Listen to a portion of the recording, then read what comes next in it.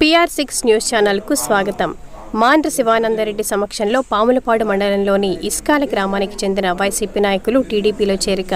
నందికొట్కూరు నియోజకవర్గంలోని అల్లూరు టీడీపీ కార్యాలయంలో మండలంలోని ఇస్కాల గ్రామానికి చెందిన వైసీపీ నాయకులు నంద్యాల పార్లమెంట్ ఇన్ఛార్జ్ మాండ్ర శివానందరెడ్డి, నందికొట్కూరు నియోజకవర్గ టీడీపీ ఎమ్మెల్యే అభ్యర్థి గిత్తా జయసూర్యుల సమక్షంలో తెలుగుదేశం పార్టీలో చేరడం జరిగింది.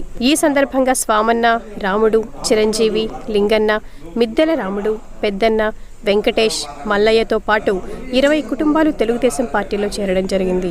వీరిద్దరికీ మాండ్ర శివానందరెడ్డి మెడలో పార్టీ కండువాలు వేసి ఆహ్వానం పలికారు.